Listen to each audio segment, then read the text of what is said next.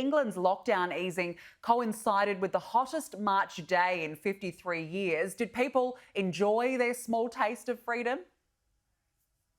It certainly was perfect timing to ease lockdown for people to see friends and family again, people they haven't seen for many months now. Throughout a long winter, people haven't been able to see anyone really. The orders were to stay at home, but now, as you were saying, from last Sunday, from the 29th, you can now see up to six people outdoors. So friends, family, outdoors, and the weather made for quite the scene at some parks around the UK. They were packed with people seeing friends and family that they hadn't seen for the first time in a long while. And so it makes for UK a very positive UK after 3 months, a very long and dire winter. So it kind of feels like there's a change of tide to a more positive and more excited outlook, with people who are getting their first dose of vaccination or seeing their friends and family for the first time in a long time.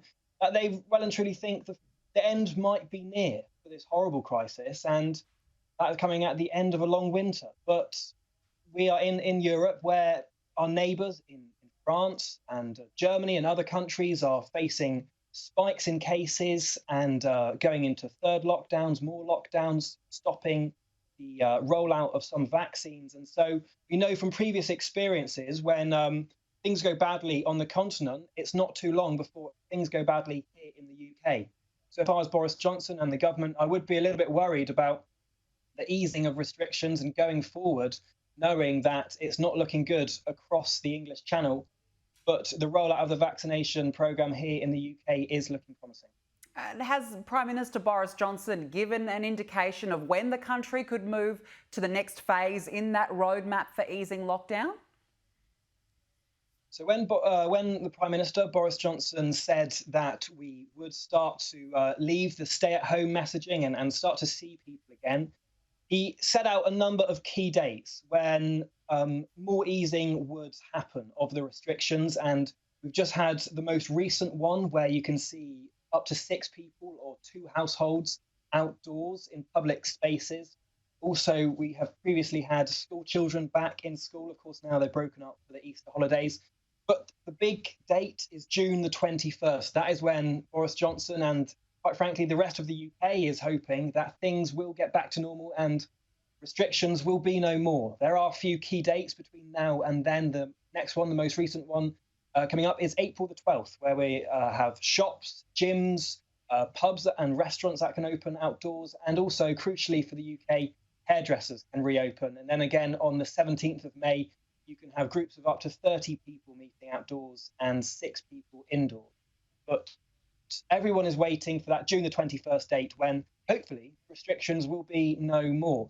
But of course, as the government always say, they will review these dates closer to the time, closer to when they say they'll ease them, and assess the situation then.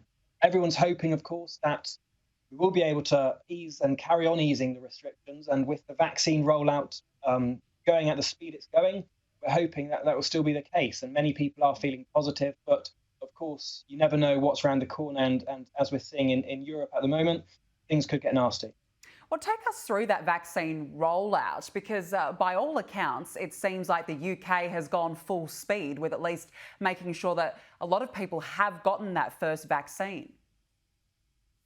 Yes, and the UK went for a different strategy when they rolled out their vaccine, of course, going for this 12-week strategy. So whereas other countries had given the first dose and then 2 weeks later given people their second dose, the UK has gone for 12-week gap in between those two doses. So they're able to vaccinate a larger number of people to begin with. And then now we're seeing that we're having to start vaccinating people who've already had the first dose, giving them their second dose now. So where we stand at the moment, we've got about 31 million people having had at least one vaccine here in the UK, with 4 million people just over having had their second dose of the vaccine.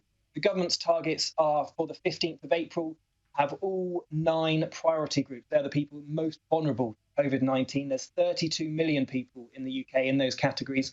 They're hoping all of them will have had at least one vaccine by the 15th of April. It's looking like that will be met. data, but we'll have to see when it comes to the date. But of course, now we're focusing on giving people their second dose. So that number of people who are increasing and being vaccinated will slow as those same number of people will get another vaccine. And also it coincides with export bans on vaccines in other countries and supply problems for the UK getting vaccines into people's arms, quite frankly. So it's timing for the government to, it's good timing for the government because they know the data, they know fewer people are going to be vaccinated. So that's why they're focusing on second doses, and they're having to do that because the science and the data tells them to anyway. Well, good to see those targets so far being met. Will Godley, appreciate you joining me. Thank you. Thank you, Danica.